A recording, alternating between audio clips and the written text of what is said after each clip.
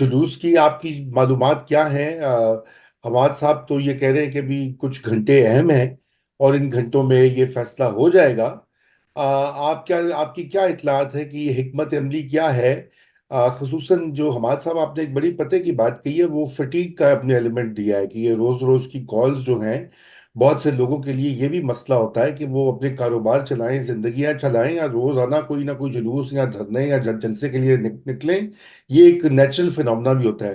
तो इजाज भाई, आपकी क्या मालूमात है, जरा वो बताइए।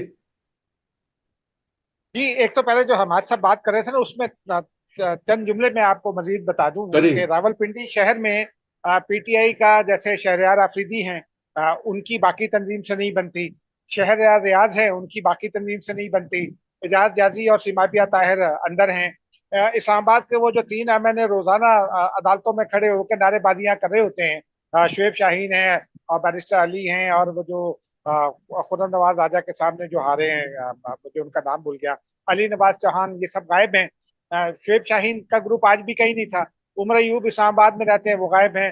बैरिस्टर गौहर गायब हैं। बाकी उनकी सारी इस्लामाबाद की क़यादत आपकी आज गायब थी।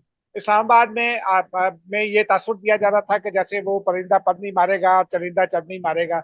लेकिन अलीमा खान और उज़मा खान साहिबा डी चौक पहुंच गई। उनको पुलिस ने गिरफ्तार कर लिया। 412 लोग कल रात तक गिरफ्तार किए गए थे, जिसमें 60 अफगान नेशनल्स हैं। Number one.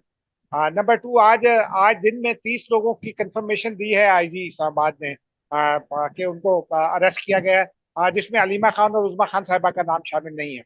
अब आते अगर आप चेहरा देखें, आज मैंने एक वीडियो देखी जिसमें उनके चेहरे पे कुछ परेशानी भी तारी है। लेकिन साथ साथ कुछ और वीडियोस भी आज देखी हैं। मिसाल के तौर पे उनके साथ उनकी गाड़ी के आगे या पीछे पीटीआई का परचम गले में पहने एक साहब क्लैशन को पकड़े हुए थे। फिर एक वीडियो में अली अमीन गंडापुर किसी को इशारा कर रहे हैं कि गालबन तैयार रहो फायरिंग के लिए, कुछ इस किस्म की चीजें हैं। तो उस वजह से ये मामला है। फिर दिन में आपको पता है कि मलेशियन प्राइम मिनिस्टर 3:30 बजे तक यहाँ थे पाकिस्तान में। और दिन में फिर जुम्मे का एहतजाज वैसे जुम्मे से पहले तो होता भी नहीं है। अब हमारे साथ ठीक कह रहे हैं कि अगले 2-3 घंटे इंपॉर्टेंट हैं, कि लोग कैसे निकलते हैं। पिंडी में मैंने पता किया दोस्तों से, तो रावलपिंडी में सत्य खाना है, बाजार बाजार सारे खुले हैं। लेकिन फैजाबाद और एक्सप्रेस वे, जो है फैजाबाद के एक जानिब एक्सप्रेस वे, दूसरी जानिब मरी रोड है, वो वहां पर जरा कुछ पुलिस और उनके दरमियान झड़पें हैं। लेकिन जो बात आप कह रहे थे ना, जो मेरी समझ में बात आई है, एक बात तो ये है कि जो बानी पीटीआई हैं इमरान खान, वो ये चाहते हैं इस मौके पर, क्योंकि इस वक्त एक पाकिस्तान पर एक आलमी तवज्जो भी है। एससीओ कॉन्फ्रेंस होने वाली है। एससीओ ये सरबराहान हुकूमत कॉन्फ्रेंस है, ये सरबराहान मुमलिकत कॉन्फ्रेंस नहीं है। लेकिन इसके बाद 2 माह के वक्फे से एक सरबराहान मुमलिकत कॉन्फ्रेंस भी होनी है पाकिस्तानी में, वो भी एससीओ की। और इसके लिए कुछ अब टेक्निकल वफूद आना शुरू होंगे, जो एजेंडा सेटिंग करेंगे और जो फिर टोन सेटिंग करेंगे। उसके बाद एक कलामिया का इब्तदाई ड्राफ्ट तैयार किया जाएगा। फिर वज़राए खारजा ने आना है और उसके बाद सरबराह ने हुकूमत ने आना है। तो ये वो मौका है जब पीटीआई ये चाहती है कि दुनिया को ये बताया जाए कि पाकिस्तान की जो मौजूदा हुकूमत है वो एक नाकाम हुकूमत है और इसी तरह नाकाम रियासत है, जो मैं समझ पाया हूँ। लेकिन मैं अपनी जो इंफॉर्मेशन की बुनियाद पर एक चीज आपको और बता दूं। इमरान खान जो अपने लोगों के साथ गुफ्तगू करते हैं, उन्हीं से मेरी बात भी हुई। उनसे ये बार बार 3-4 बार उन्होंने गुफ्तगू की है। एक बार उन्होंने मीडिया से भी गुफ्तगू की थी, लेकिन उसके बाद फिर उनको उन्होंने बात को बदल दिया था। लेकिन उसके बाद वो अपने लोगों से ये बात करते हैं, जो उनके लोग बाहर आकर कंफर्म भी करते हैं। वो ये कहते हैं, वो ये मुमासिल करार दे रहे हैं जो पीटीआई की तहरीक है उसको फलस्तीन की तहरीक आज़ादी से। ये एक मेरे नजदीक एक खतरनाक मूव है, क्योंकि आपको पता है कि पाकिस्तान में जो है वो जो जिस किस्म की हमारी अंडरस्टैंडिंग है, जिस तरह चीजों को हमारा समझने का और लेने का अंदाज है, हम जरा डिफरेंटली रिएक्ट करते हैं। तो ये इमरान खान डेलिब्रेटली कर रहे हैं, लोगों के जहन में ये तासुर पैदा करने की कोशिश कर रहे हैं कि हम उसी तरह मकबूजा है जिस तरह इसराइल ने फलस्तीन को मकबूजा कर रखा है। ये मेरे इंतहाई खतरनाक बात है, और ये उनके मेरे नजदीक उनके आगे जाकर उनके गले भी पड़ सकती है।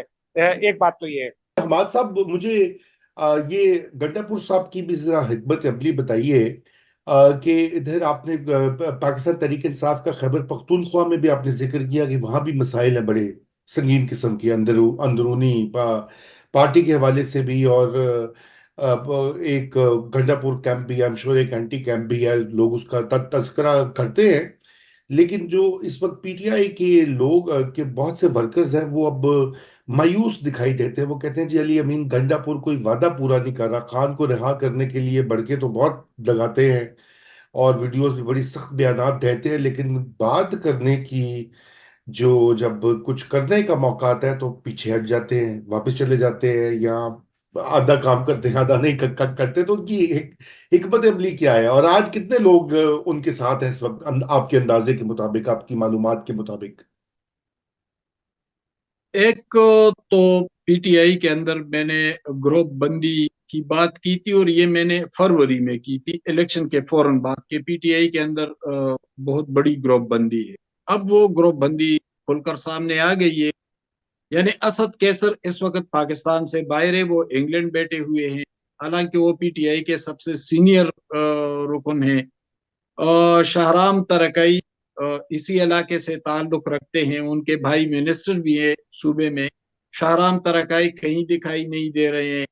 आतिफ खान इमरान खान के पुराने दोस्त थे, और मर्दान से एमएनए भी है। लेकिन आतिफ खान के साथ जो हुआ, यानी उन्हें जो जो डिविजनल रीजनल सदर था उस ओहदे से भी गंडापुर ने हटा दिया है बहैसियत सूबाई सदर पीटीआई। तो एक नाराजगी वो भी है। उनके ग्रुप के जाहिर शाह तूरू मिनिस्टर हैं, और उन पर गंदम स्कैंडल आया था, तो गंडापुर के टेबल पर जिन 4 लोगों का नोटिफिकेशन पड़ा था बरतरफ करने का, उसमें शाहराम तरकाई का भाई फैसल तरकाई भी था, और आतिफ खान ग्रुप का जाहिर शाह तूरू भी था। तो आतिफ खान भी नाराज है। ऊपर मलकंड से जुनेद अकबर हैं। जुनेद अकबर वही है जिन्होंने अपनी हुकूमत के गवर्नेंस पर सवाल उठाया था एक ट्वीट के जरिए, फिर इमरान खान ने उनको बुलाया भी, और फिर उसी जुनेद अकबर और 2 और लोगों पर इमरान खान ने एक कमेटी बना दी थी तहकीकात के लिए, और गंडापुर ने उस जुनेद अकबर को कमेटी से निकाल कर सबक गवर्नर और अपने करीबी दोस्त शाह फरमान को कमेटी में शामिल किया था। जुनूब में जाए तो शहरयार अफरीदी भी नाराज है।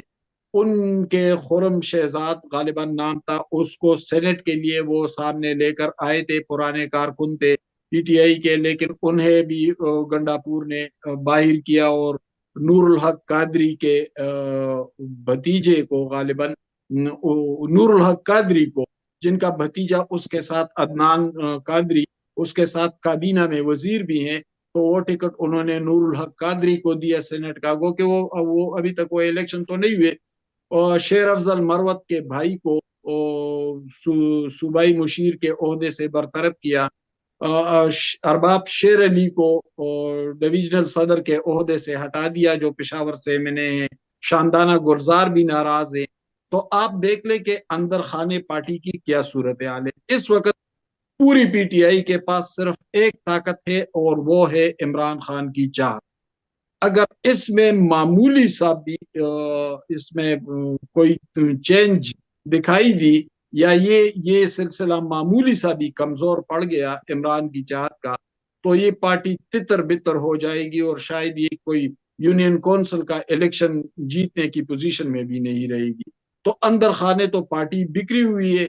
जब ये बिखराव हो, जब इतना टूट फूट हो पार्टी के अंदर, तो फिर उस पार्टी को इतना एग्रेसिव रवैया अपनाने की जरूरत क्या है। आज भी जो जुलूस निकला है, और मेरे मोटरवे पर मौजूद सहाफियों से बात भी होती रही, देखता भी था उसको, वॉच भी करता रहा, तो ये जुलूस किसी तौर भी 8,000 से ऊपर नहीं है। तो जिस सूबे में उनकी हुकूमत भी है, उन्होंने क्लीन स्वीप भी किया था, 91 सीटें उन्होंने 113 में से जीती थी। तो फिर ये क्या जलूस है, वहां से तो 1 लाख से ऊपर जलूस होना चाहिए था।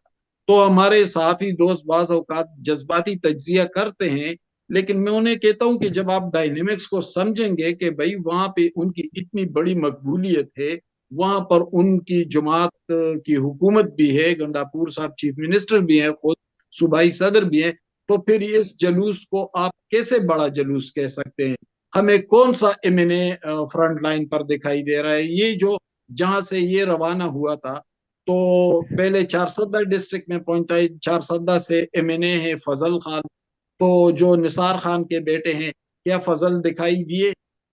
इसी तरह फिर मर्दान से आतिफ खान है, फिर सवाबी से असद कैसर और शाहराम तरकई है, नौशहरा से इनके एमएनए है। तो हमें तो एक भी एमएनए फ्रंट लाइन पर दिखाई नहीं दे रहा है, न उसकी कोई कारकर्दगी दिखाई दे रही।